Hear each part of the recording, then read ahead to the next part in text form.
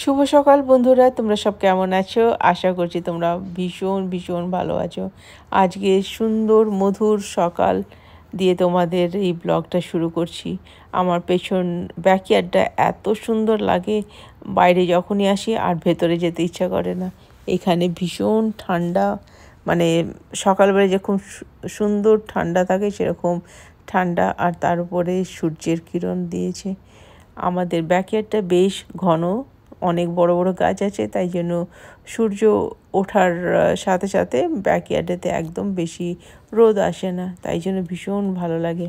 আর তার সাথে পাখির মধুর ডাক শুনতে ভীষণই ভালো লাগে। আজকে আরমানির প্রথম গ্রেড 11-এর ফার্স্ট ডে, তো তাই জন্য তোমরা একটুখানি আশীর্বাদ করো।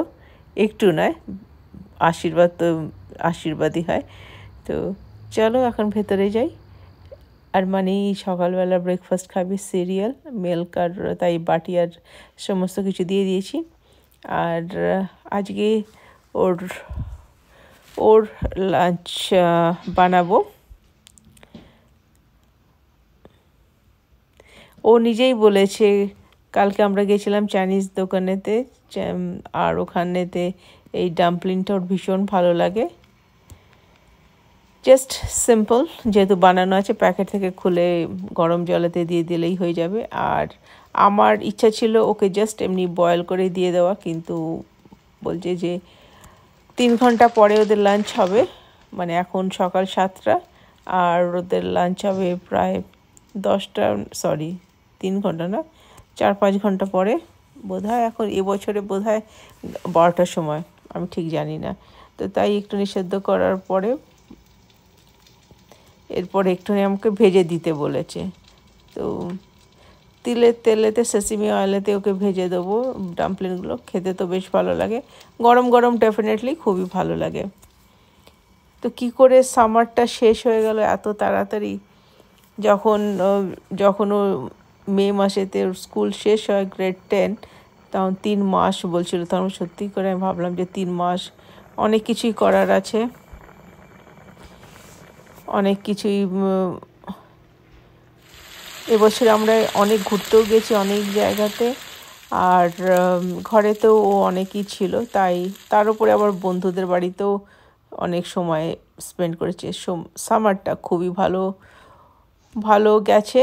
এখন আমি ওর লাঞ্চেতে দিয়েছিলাম দই আর জুস, আর এই যে পেয়ারটা দেখছো, এটা আমাদের সেরাকিজের বাড়ির এইখানেতে ওর লাঞ্চ নিয়ে চলে যাচ্ছে। ওর যে রেগুলার লাঞ্চ বক্সটা, এই যে এই গ্রিনটা, আমি খুঁজে পাচ্ছিলাম না, তারপরে আবার পেলাম। আর ও তো মানে লাঞ্চ বানাবার পরে তারপরে আমি না মাইক্রোওয়েভটা দেখতে এসেছি, হঠাৎ মানে গরম জল করো বলে এত নোংরা। রাত্রিবেলা মানে কিছু খাবার গরম করতেই ওই গেছিলো, আরমানি গেছিলো, তো খাবার গরম করার সময় না নোংরা হয়ে গেছে। তো তাই জন্য আমি এর মধ্যে দিয়েছি জলেতে একটুখানি ভিনিগার, 2-3 চামচ ভিনিগার অ্যাড করে 6 মিনিটের জন্য আমি না এই বাটির জলটা মাইক্রোওয়েভে দিয়ে দিয়েছি। তারপরে এই স্টিমেতে এত সুন্দর পরিষ্কার হয়ে যায়, মানে পুরো স্টিম হয়ে যায় না, আর পুরো ভেতরে যে যত নোংরাগুলো দেওয়ালে লেগে আছে মাইক্রোওয়েভের গায়েতে, এগুলো শুকনো কাপড় দিয়ে পুছে দিলে একদম সাথে সাথে বেরিয়ে আসে। না হলে ভীষণ কষ্ট লাগে, অনেকক্ষণ সময় লাগে পরিষ্কার করতে, কারণ এই খাবারগুলো একদম চিপকে যায় মাইক্রোওয়েভের সাথে। তো এটা আমি নতুন শিখেছি, আমি এইটা করে আমার এত ভালো লাগছে, তাই জন্য ভাবছি যে প্রত্যেক দিনই মাইক্রোওয়েভটা পরিষ্কার করে দিই। নতুন শেখা। আর এইখানেতে আরমানি সামারতে যে হাইলাইটস করেছিল, ভীষণ এনজয় করেছে, কিন্তু যেহেতু ফার্স্ট ডে, কালকে রাত্রিবেলা এই চুলটা চেঞ্জ করে দিতে হয়েছে। ওর স্কুলেতে এরকম হাইলাইটস করে যেতে পারবে না, তাই জন্য একটুখানি আপসেট হয়ে গেছিলো যে এত খরচা করে হাইলাইটস বানিয়েছে, আর ও এনজয়ও করেছিল। কিন্তু স্কুলের যা নিয়ম হয়, এদের স্কুলেতে একদম মানে এই সমস্ত হাইলাইটস করেও যেতে পারে না। আর এই যে এইখানটা আমি এইটা অ্যাড করেছি আমরা যখন কলোরাডোতে গেছিলাম সেই সময়কার এই ক্লিপটা। তাই দেখছিলাম যে সামার কিভাবে পার হয়ে গেছে, আর নতুন বছরের স্কুলে যেখানে না সেপ্টেম্বরেতে স্কুল শুরু হয়, তো নতুন নতুন বছরের গ্রেড 11 কীভাবে গ্রেড 11ও হয়ে যাবে, তারপরে গ্রেড 12 আর এক বছর 2 বছর, এটা তো সবে শুরু হলো, 2 বছর পরে ইউনিভার্সিটি যাওয়ার প্ল্যান হবে। কিভাবে মানে সময় পার হয়ে যায়, তাই এই সমস্ত স্পেশাল ওকেশনেতে চিন্তাও হয় না যে কিভাবে দিন চলে যাচ্ছে। আর আমি অনেক ইউটিউবারদের দেখেছি এখন সামারেতে দেশে ঘুরতে গেছে, এখন ফেরত চলে এসেছে, কিন্তু আমরাও ভেবেছিলাম এই বছরেতে ডেফিনেটলি দেশেতে যাব, কিন্তু যাওয়া হলো না। ঠাকুরের কৃপা ছাড়া কি করে, অনেক কিছু আশা থাকে, অনেক কিছুই আকাঙ্ক্ষা থাকে, কিন্তু সেটা ঠাকুরের ইচ্ছা ছাড়া হয় না। তো এবছরও আমরা আর দেশে ফেরত যেতে পারলাম না, তো দেখি নেক্সট ইয়ারেতে।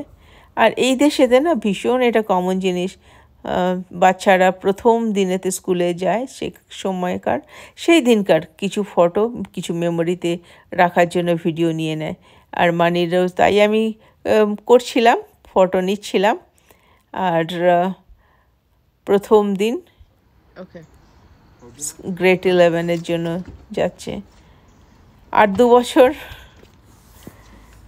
তো চলো, এখন এরা চলে যাচ্ছে, আমাকে ঘরের ভেতরেতে কিছু কাজ করার আছে। এত ঘরের কাজ থাকে, তবু কাজ আর শেষ হয় না, এইটাই মানব জীবন।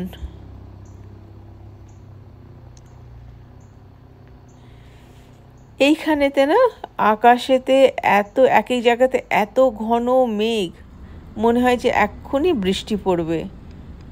আর এক এক জায়গায় সুন্দর সাদা মেঘের মতন, তুলোর মতন মেঘ ঘুরতে থাকে। আর এই জায়গাটা ভীষণ ভালো লাগছে, কি সুন্দর সূর্য উঁকি মারছে। তারপরে বিকেলবেলাতে আর মানির স্কুল থেকে পিক করার সময় হয়ে এসেছে, আমি তাই জন্য ওকে পিক করতে যাচ্ছি। আমাকে মেসেজ করেছে স্কুল থেকে না পিক করে, ওদের স্কুলের অপোজিট একটুখানি দূরেতে এই রেস্টুরেন্টটা আছে, যেখানে ওরা প্রায় আসে, স্পেশালি শুক্রবার দিনেতে এখানেতে এসে কিছুক্ষণ মানে 1-1.5 ঘন্টা সময় স্পেন্ড করে তারপরে ঘরে চলে আসে। তো তাই আমি এখানে বাইরেতে ওয়েট করছি, সেই রেস্টুরেন্টটা প্রায় সময় আসে, আর ওকে এখান থেকে পিক করার আছে। সামারিতে নাকি সমস্ত বন্ধুদের সাথে বসে ওরা গল্প করেনি, তাই এখানে কিছু সময় কাটাতে চায়। আর তাই অপেক্ষা করছি। এখানটা মানে ঘর থেকে বেশি দূর না, 7-8 মিনিট। আমরা এখন ঘরে পৌঁছে গেছি, সেম সময়তে আমার হাজব্যান্ডও ঘরে চলে এসেছে। তো থ্যাংক ইউ সো মাচ এতক্ষণ আমার সাথে থাকার জন্য, আর আবার দেখা হচ্ছে পরের ব্লগেতে। Bye bye.